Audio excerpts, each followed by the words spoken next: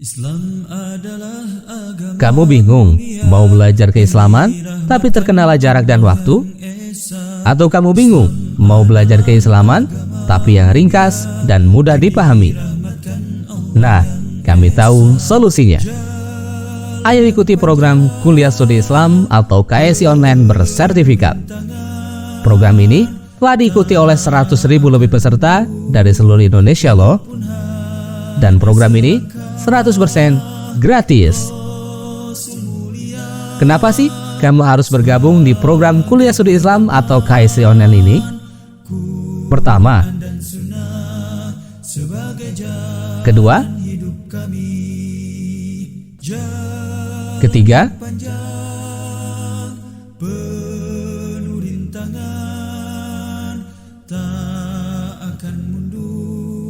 walaupun hanya selangkah. Rasul mulia keempat, sebagai pedoman, kelima, Quran dan Sunnah sebagai keenam, jalan hidup kami. Islam adalah agama mulia. dan seluruh program ini gratis. Allah yang esa, Daftar sekarang juga dengan ketik KSI, tanda pagar nama lengkap, tanda pagar kota, dan kirim melalui nomor WhatsApp berikut ini. Ayo tunggu apa lagi? Daftar segera di program Kuliah Studi Islam atau KSI Online. Masya Allah, menarik bukan?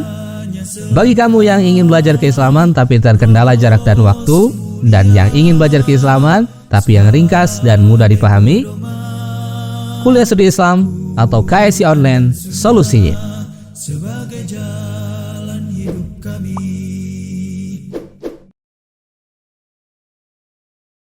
Tak akan mundur walaupun hanya selangkah. Rasul mulia sebagai pedoman, Quran dan Sunnah sebagai jalan hidup kami. Bismillahirrahmanirrahim. Assalamualaikum warahmatullahi wabarakatuh. Innal hamdalillah nahmaduhu wa nasta'inuhu wa nastaghfiruh wa na'udzubillahi min syururi anfusina wa min sayyiati a'malina. May yahdihillahu fala mudhillalah wa may yudlil fala hadiyalah. Asyhadu an la ilaha illallah wahdahu la syarikalah wa asyhadu anna Muhammadan abduhu wa rasuluh. A'udzubillahi minasyaitonir rajim. Bismillahirrahmanirrahim. Ya ayyuhalladzina amanu taqullaha haqqa tuqatih wa la tamutunna illa wa antum muslimun, amma ba'd. Fa inna asdaqal hadithi kitabullah wa khairul hadyi hadyu Muhammadin sallallahu alaihi wasallam wa syarrul umuri muhdatsatuha wa kullu muhdatsatin bid'ah wa kullu bid'atin dhalalah wa kullu dhalalatin finnar. Sahabat LC yang dirahmati Allah Subhanahu wa taala dimanapun sahabat berada, alhamdulillah pada kesempatan kali ini kita bisa bertemu ya dalam seminar web.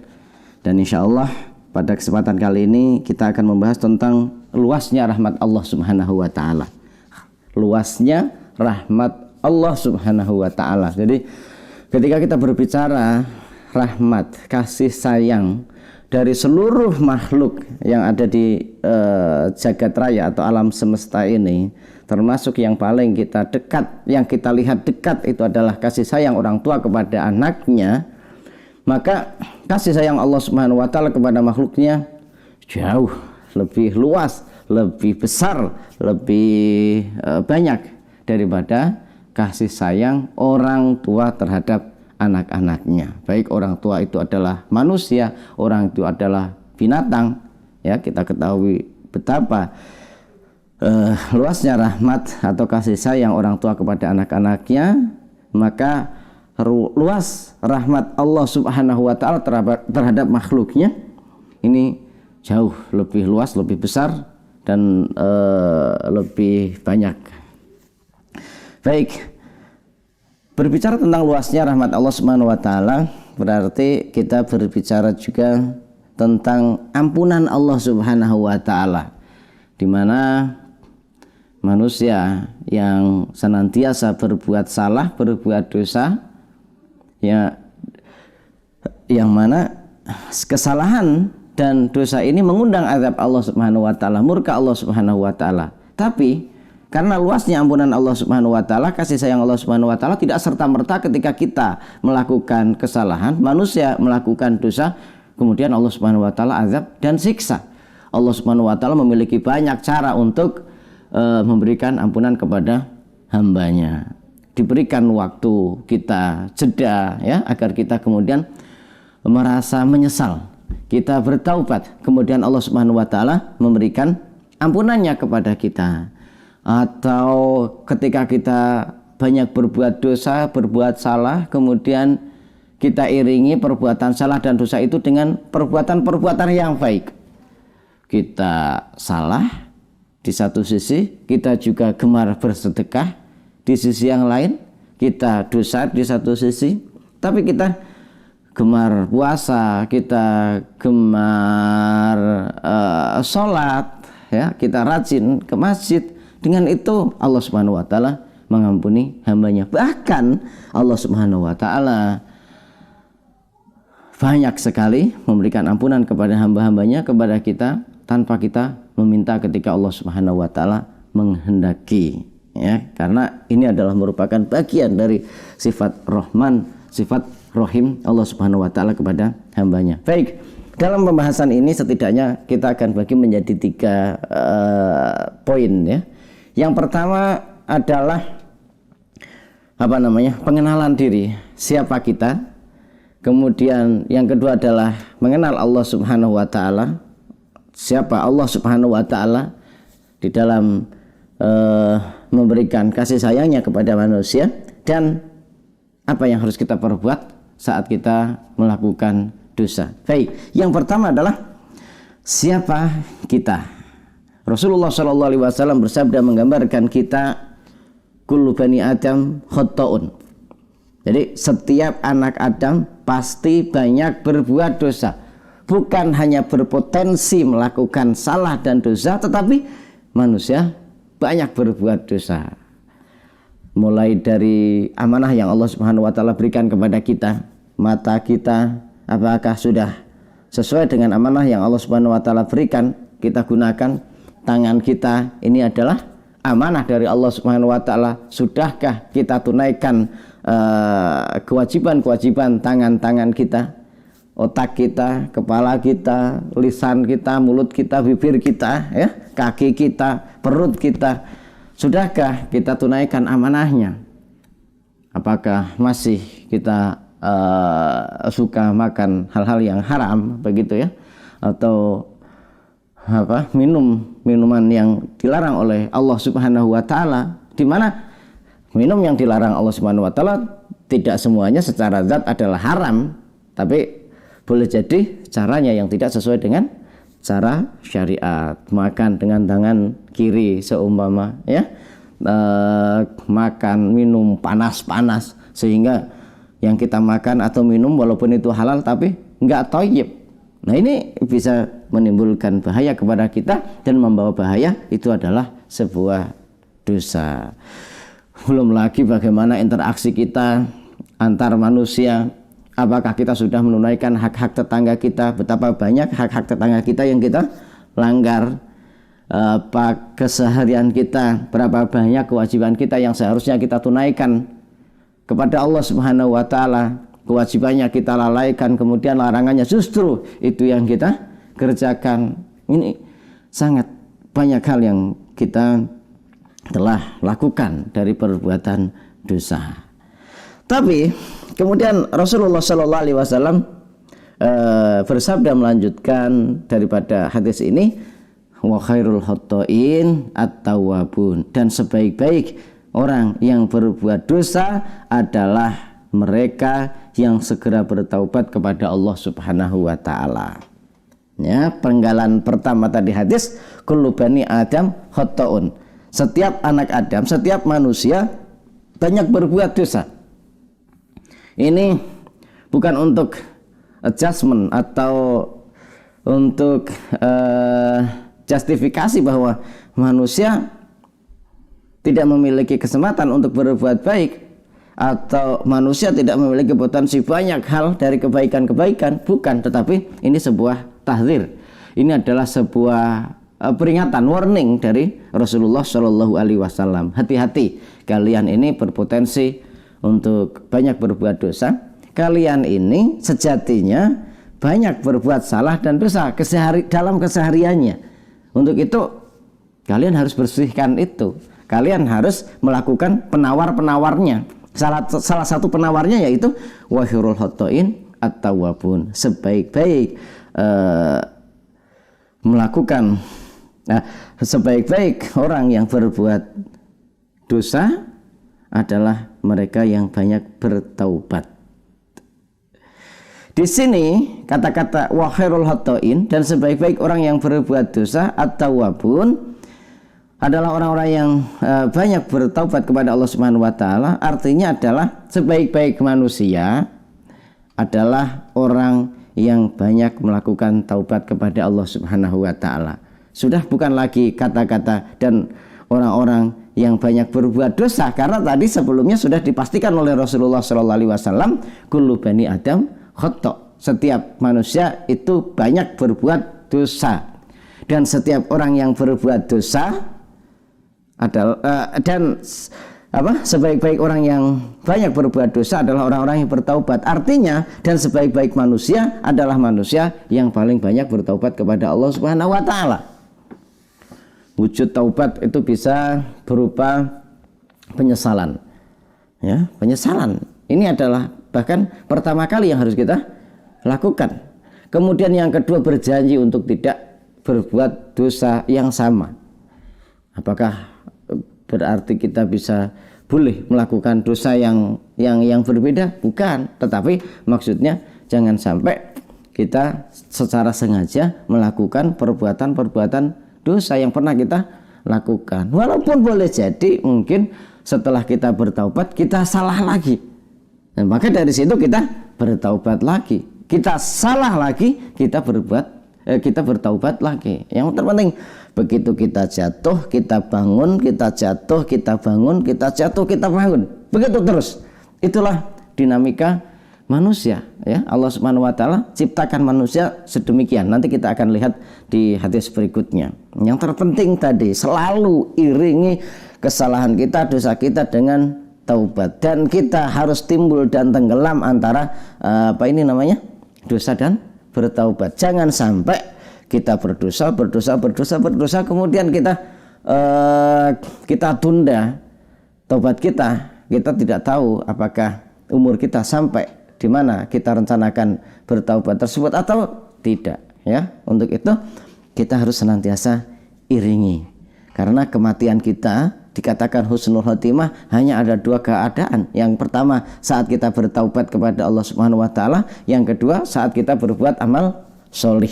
Karena kondisi orang itu ada berdosa, bertaubat, beramal solih. Maka saat kita bertaubat atau beramal solih, inilah akhir kehidupan yang kita inginkan, ya. Sementara akhir kehidupan dalam maksiat, kita minta kepada Allah Subhanahu wa taala agar kita senantiasa dilindungi, jangan sampai menjadi orang yang demikian, ya. Baik. Kemudian kita masih mengenal diri kita sendiri, siapa kita. Rasulullah Shallallahu alaihi wasallam bersabda, "Walladzi nafsi biyadihi laulam tudhnibu la dhahaballahu bikum."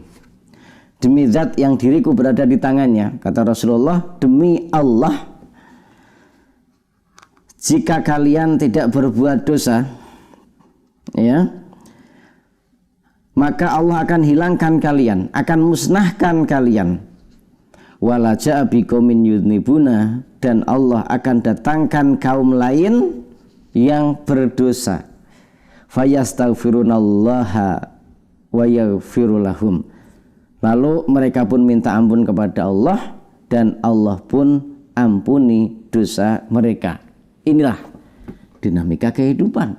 Allah Subhanahu wa taala ciptakan sedemikian, yaitu sebuah gelombang antara salah dan dosa, kemudian istighfar dan diampuni oleh Allah Subhanahu wa taala. gelombang dinamika manusia. Demikian Allah Subhanahu wa taala ciptakan. Yang terpenting harmonisasi antara tiga hal ini berjalan. Apabila harmonisasi ini tidak berjalan, maka Allah Subhanahu wa taala akan musnahkan kita. Ya. Harmonisasi itu adalah manusia sebagai sifat kemanusiaannya salah dan dosa. Tapi bukan berarti harus selalu salah dan dosa dan tidak kemudian bertaubat, ya.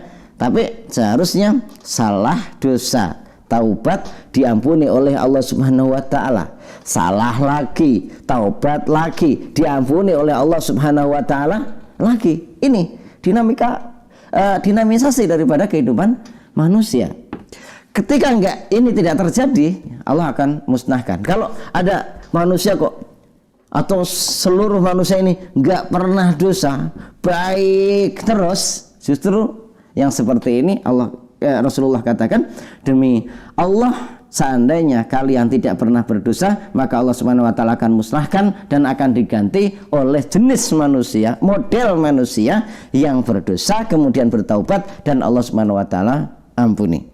Nggak pernah dosa, dimusnahkan. Tapi dosa terus, nggak pernah bertaubat dan tidak mendapatkan ampunan Allah Subhanahu wa taala, Allah Subhanahu wa taala pun akan musnahkan mereka. Ya, berapa banyak Allah Subhanahu wa taala juga sudah memberikan contoh setiap ada pelanggaran yang berat, kemusyrikan, kekufuran, kemaksiatan, ya, yang kemudian tidak diiringi oleh amar ma'ruf nahi mungkar dari sebagian mereka dan tidak ada taubat atau kembali kepada Allah Subhanahu wa taala, maka Allah Subhanahu wa taala musnahkan mereka. Kita lihat ada kaum Ad, ada kaum Samud, ada kaumnya Nabi Lut, ada kaumnya Nabi Nuh, dan sudah banyak contoh-contoh yang disebutkan di dalam Al-Qur'an ataupun hadis. Ketika ada sebuah kaum, di sana banyak sekali perbuatan maksiat, khususnya kesyirikan dan kekufuran.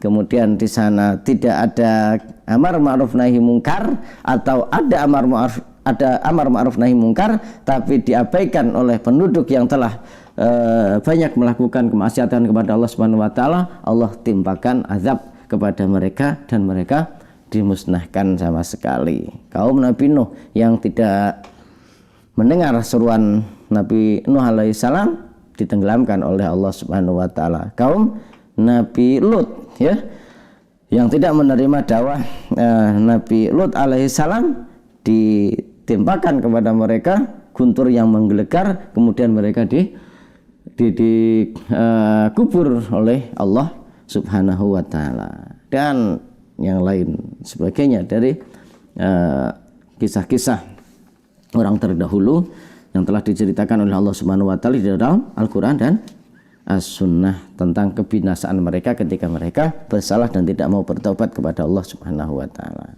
Ya. Bertaubat tadi kita sudah katakan khairul khata'in at-tawwabun, lupa belum kita bahas, ya, yaitu orang sebaik-baik manusia adalah manusia yang banyak bertaubat. Sebagai contoh adalah Rasulullah Shallallahu alaihi wasallam. Ya, di dalam hadis-hadisnya riwayatkan Rasulullah tidak kurang dalam satu hari itu 70 kali beristighfar kepada Allah Subhanahu wa taala, bertaubat kepada Allah Subhanahu wa taala. Bahkan terkadang Rasulullah Shallallahu alaihi wasallam juga bertaubat, beristighfar kepada Allah Subhanahu wa taala sebanyak 100 kali dalam seharinya. Karena Rasulullah menyadari sebagai insan, sebagai manusia, di mana al-insan mahalul khata' wan nisyan, tempat daripada salah dan dosa dan alpa.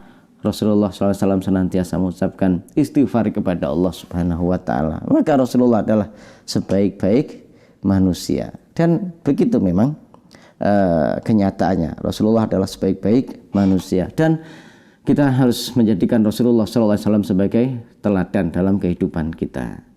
Rasulullah yang ma'asum, dijaga dari dosa-dosa, ya, dan setiap melakukan dosa pun mendapatkan ampunan Allah Subhanahu wa taala, beliau senantiasa beristighfar, bertaubat kepada Allah Subhanahu wa taala. Apalagi kita, ya, jangan sombong, jangan merasa bersih.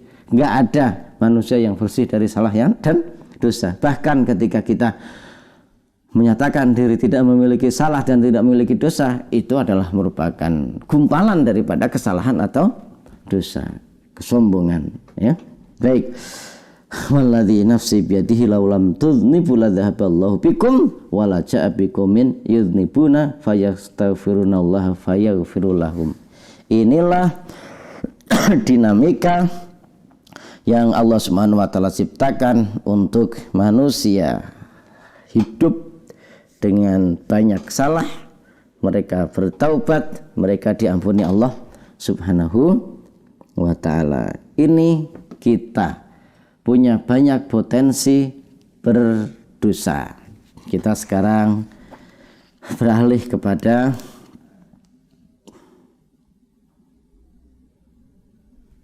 Allah Subhanahu wa taala. Man huwa? Siapa Allah? Siapa Dia? Allah Subhanahu wa taala berfirman menceritakan tentang doa yang dipanjatkan oleh para malaikat untuk mereka yang senantiasa bertaubat dan mengikuti jalan Allah, jalan Rasulullah. Allah berfirman di dalam surat Al-Mu'min ayat yang ke-7, A'udzubillahi minasyaitonirrajim. Bismillahirrahmanirrahim.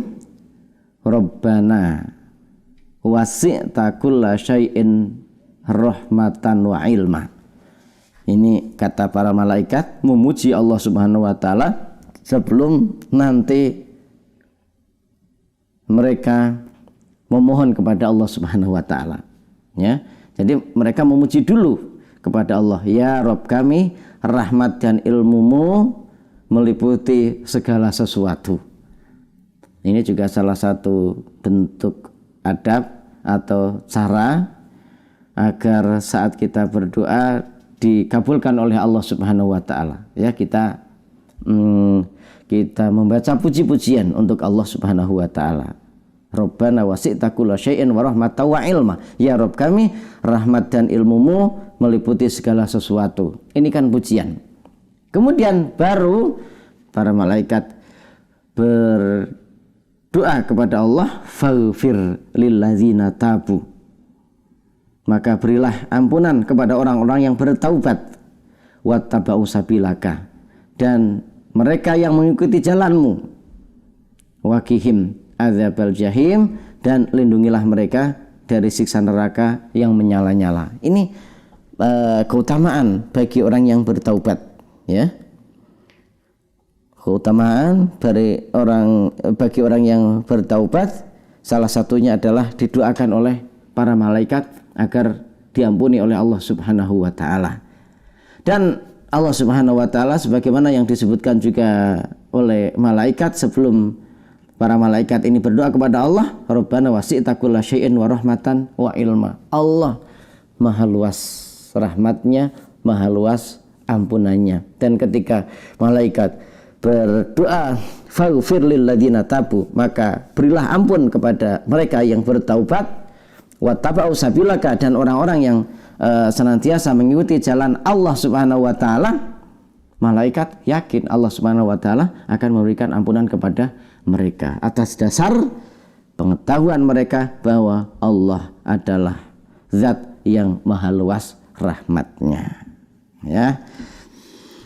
Kemudian Allah Subhanahu wa taala juga berfirman menyeru bagi hamba-hambanya manusia yang telah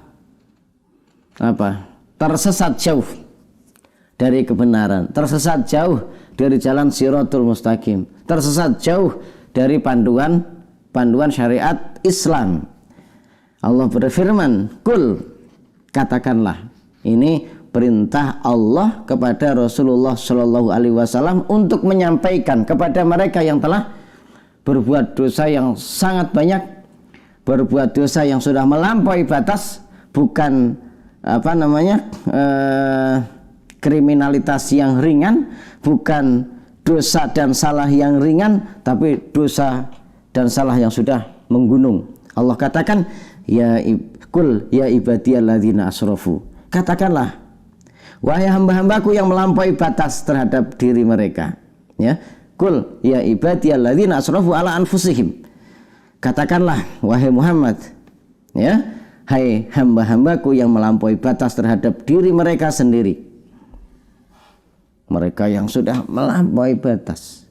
Katakanlah yang lain pakai tato, hanya gambar nyamuk, ya, gambar capung, gambar kupu-kupu, atau yang paling yang paling jauh gambar naga. Ini dia nggak main-main, seluruh badannya dari ujung rambut sampai kaki semua penuh dengan tato. Jadi semua yang ada di kebun binatang itu pun sudah dijadikan sebagai gambar tato. Ada jerapahnya, ada gajahnya, ada buayanya, ada monyetnya, ada siamangnya, ada apa lagi tuh, ya, seluruh badannya penuh seperti halnya kebun binatang, karena semua yang lain cuman pakai kupu-kupu, yang lain hanya burung, yang lain hanya bunga. Ini dijadikan sebagai seluruh badannya seakan-akan adalah gambaran sebuah kebun binatang, katakanlah begitu. Ini kan sudah asrafu ala anfusihim. Israf telah melakukan perbuatan yang melampaui batas. Kriminalitasnya tinggi. Sudah berapa banyak orang yang dia bunuh. Sudah berapa banyak orang yang menjadi korban karena peredaran minuman keras dan narkoba yang dia edarkan. Ya, kalau yang lain mungkin minum minuman keras, miras, ya, satu seloki kecil, satu gelas kecil, dia sejemblung diminum setiap hari, setiap saatnya. Sudah israf, sudah jauh daripada tuntunan Islam. Bentar-bentar berantem, bentar-bentar tawuran, ya, bentar-bentar ngebunuh orang. Yang kayak gini, bahkan yang kayak begini pun tetap diseru oleh Rasulullah SAW atas perintah Allah Subhanahu Wa Taala, ya ibadiyalladzina asrafu ala anfusihim, wahai hamba-hambaku yang melampaui batas terhadap diri mereka sendiri, la taqnatu mir rahmatillah, janganlah kalian berputus asa dari rahmat Allah. Jangan karena sudah sedemikian merasa rusak kemudian tidak mau kembali kepada Allah Subhanahu Wa Taala karena berburuk sangka kepada Allah Subhanahu Wa Taala. Allah Subhanahu Wa Taala tidak pernah memberikan ampunan kepada kita. Jangan. Sebanyak apapun dosa kita, sebesar apapun kesalahan yang sudah kita lakukan, rahmat Allah Subhanahu Wa Taala lebih besar daripada kesalahan dan dosa kita. Luasnya rahmat Allah akan memberikan peluang kita untuk diampuni oleh Allah Subhanahu Wa Taala selama satu kita mengesahkan Allah Subhanahu Wa Taala.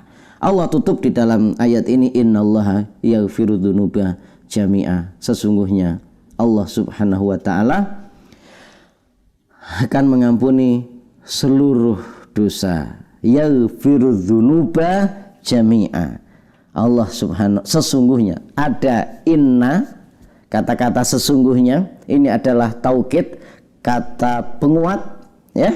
Innallaha, sesungguhnya Allah, yaghfiru dzunuba, akan mengampuni semua dosa, jami'a, keseluruhannya. Innahu, masih diperkuat lagi, innahu huwal ghafurur rahim. Ketahuilah sesungguhnya Allah Subhanahu Wa Taala adalah zat yang ghafur, maha pengampun, ar-rahim, maha penyayang, ya. Jangan ada yang merasa dirinya tidak mendapatkan ampunan Allah Subhanahu Wa Taala. Jangan ada yang putus asa dari rahmat Allah Subhanahu Wa Taala. Dalam sebuah hadis Rasulullah SAW menceritakan tentang seseorang yang telah membunuh 99 orang, ya. Dia datang kepada salah seorang rahib dan dia bertanya, apakah Allah Subhanahu wa taala masih mengampuni dia? Maka sang rahib menjawab, tidak.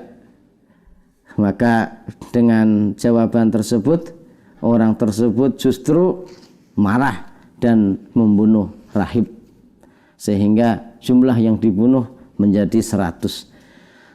Dia masih galau, dia tidak yakin, bahkan dia sangat tidak yakin kalau Allah Subhanahu wa taala tidak memberikan ampun kepadanya. Dia bertanya kepada seorang alim, menanyakan perihal peristiwa yang telah dia lakukan, yaitu yang pertama, dia telah membunuh 99 orang karena tanya kepada seseorang dan orang tersebut menjawab tidak mendapatkan ampunan, dia bunuh pula, berarti dia telah membunuh 100 orang.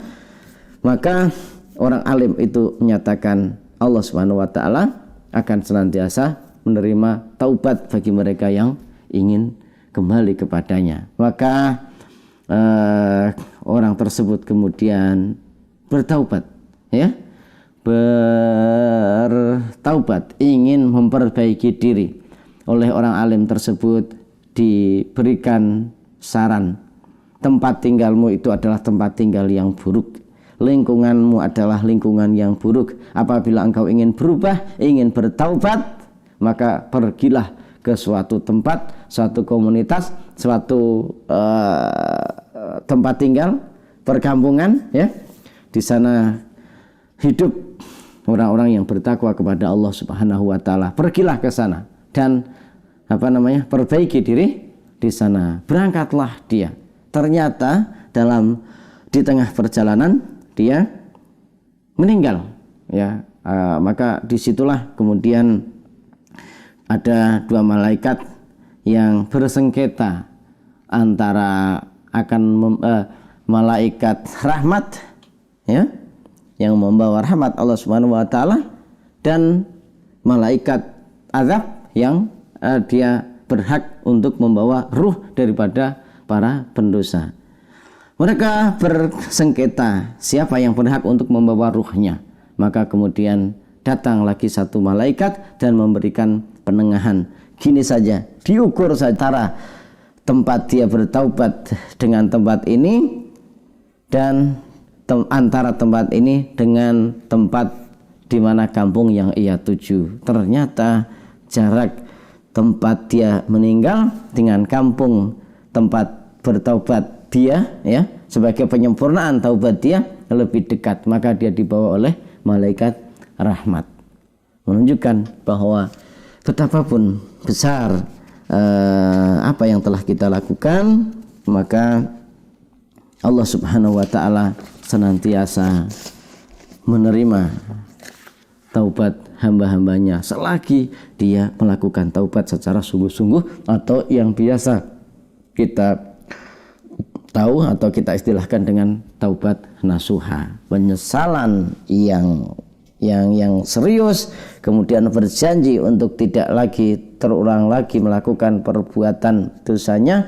Dan yang ketiga, dia tinggalkan seluruh sarana, dia tinggalkan seluruh wasilah, ya, sarana tadi, ya, hal-hal yang akan membawa dia kembali kepada perbuatan dosa masa lalunya, ya. Dia sungguh-sungguh. Dan tentunya yang menjadi syarat yang paling besar yaitu dia bertauhid kepada Allah Subhanahu wa taala. Baik. Tentunya ada satu catatan untuk kita, ya. Bukan karena kita tahu Allah Subhanahu wa taala maha luas ampunannya, kemudian kita sembrono. Udahlah, nggak apa-apa melakukan dosa, melakukan salah, nanti tinggal bertaubat, toh Allah Subhanahu wa taala maha pengampun dan maha penyayang. Loh, nggak bisa begitu. Bahaya ini, ya. Ini bahaya. Ingatlah tentang sebuah hadis di mana Rasulullah SAW menggambarkan, inna ahadakum la ya'malu bi amali ahli jannah hatta ma yakunu bainahu wa bainaha illa dhira' fayasbiqu alaihil kitab fayamalu bi amali ahli nar fayadkhuluha. Ada orang yang selama hidupnya ini telah berbuat baik, amal yang dia lakukan adalah amal-amal penghuni surga. Tapi bahkan jarak antara dia dengan jarak surga itu tinggal sejengkal.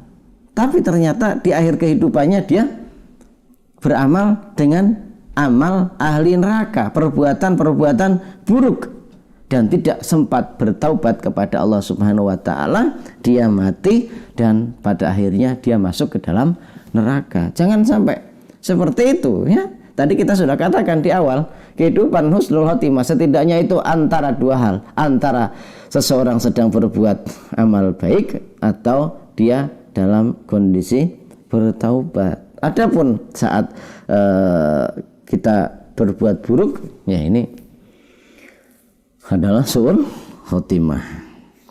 Jangan kita berpikir saya sekarang melakukan kesalahan kemudian toh saya akan bertaubat kepada Allah Subhanahu wa taala, dan kita tahu Allah Subhanahu wa taala Maha penerima taubat. Enggak bisa begitu. Tapi kita harus senantiasa menjaga diri kita. Dan tadi hadis-hadis di awal itu bukanlah bukan dorongan untuk kita agar kita berbuat dosa. Ustadz, tadi kan dikatakan bahwa kalau seandainya ada satu kaum atau ada seseorang yang belas nggak pernah melakukan perbuatan dosa, maka Allah Subhanahu wa taala akan binasakan. Dan kemudian Allah Subhanahu wa taala dan dia kemudian bertaubat dan Allah Subhanahu wa taala menerima taubatnya. Apa kemudian kita harus banyak berbuat dosa atau salah? Enggak. Ya. Ini pengandaian ini adalah pengandaian yang sudah tidak mungkin terjadi. Ya, karena nggak ada itu manusia yang tidak pernah berbuat dosa. Tadi ketika dikatakan seandainya ada di antara kalian yang tidak sama sekali berbuat dosa, ini nggak mungkin ada. Karena kenyataannya manusia itu banyak berbuat dosa. Yang kedua, di sini mendorong kita bahwa kita harus senantiasa hati-hati. Karena kita sangat berpotensi untuk salah dan dosa, kita jalannya hati-hati. Harus senantiasa tengok kanan, tengok kiri. Ini sesuai dengan syariat Allah apa enggak? Kalau sesuai, kita melangkah. Apakah ini sesuai dengan petunjuk Nabi apa enggak? Ketika kita sudah katakan sesuai, kita melangkah. Boleh jadi kita ini salah karena ilmu kita terbatas, pengetahuan kita terbatas. Ini sesuai enggak ya? Sesuai, gitu kan? Padahal enggak sesuai karena kebodohan kita. Kemudian ternyata kita terpleset atau kita terkena apa itu namanya? Kalau jebakan ya, kalau kita melihat ada game-game ya yang membuat lubang-lubang kemudian dikasih penutup, kita suruh lompat sana lompat sini, kalau sampai ujung selamat dia menang ya. Boleh jadi kita sudah berhati-hati nih, tapi kita masuk lubang juga. Ada juga ya di antara kita yang terkadang iseng nyobain begitu ya. Nah, disinilah kita harus senantiasa kembali kepada Allah Subhanahu wa taala, bertaubat kepada Allah Subhanahu wa taala. Baik, iwafillah rahimani Allah wa iyyakum. Untuk itu kita sebagai manusia yang pertama banyak salah dan dosa, dan kita tahu Allah Subhanahu wa taala maha luas ampunan dan kasih sayangnya, maka mari kita perbanyak bertaubat kepada Allah Subhanahu wa taala dengan memperbanyak istighfar. Kemudian yang kedua, kita harus senantiasa iringi kesalahan-kesalahan kita dengan kebaikan-kebaikan. Ada sebuah hadis ya, di mana antara sholat dengan sholat yang lain, kemudian antara Jumat dengan Jumat berikutnya, antara Ramadan dengan Ramadan berikutnya, ini mukaffirat, merupakan penghapus daripada dosa-dosa kita. Sholat subuh kita menghadap Allah Subhanahu wa taala, berharap ampunan Allah Subhanahu wa taala, dan kita berharap Allah mengampuni kita. Kemudian setelah itu dalam rentang antara subuh dengan zuhur kita banyak berbuat salah. Kita sholat zuhur pun demikian antara zuhur dengan asar banyak kesalahan kita, maka salah satunya yang harus kita jaga adalah amal-amal pokok, mulai dari sholat 5 waktu, sholat Jumat, ya, puasa Ramadan, zakat, saat kita harus menunaikan zakat kita. Ini amal-amal solih, apalagi amal-amal wajib harus senantiasa kita jaga agar kita mendapatkan ampunan Allah Subhanahu wa taala dan menghapus seluruh dosa-dosa yang telah berlalu dari kita.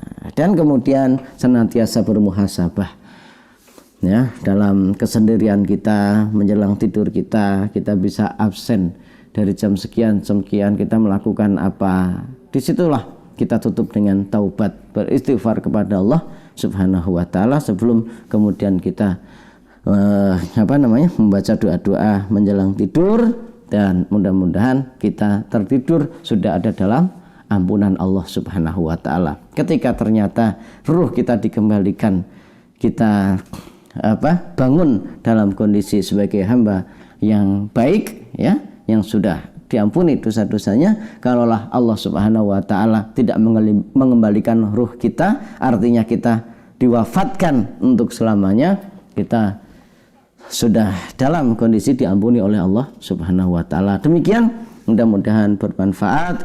Semoga Allah Subhanahu wa taala senantiasa menjaga kita dari salah dan dosa, dan mudah-mudahan Allah Subhanahu wa taala memberikan taufiknya agar kita senantiasa bersegera bertaubat kepada Allah saat kita salah dan dosa. Semoga Allah Subhanahu wa taala memberikan ampunan kepada kita. Wassallallahu ala nabiyina Muhammadin wa ala ali Muhammad. Subhanakallahumma bihamdika asyhadu an la ilaha illa anta astaghfiruka wa atubu ilaik. Assalamualaikum warahmatullahi wabarakatuh. Tak akan mundur walaupun hanya selangkah. Rasul mulia sebagai pedoman, Quran dan Sunnah sebagai jalan hidup kami.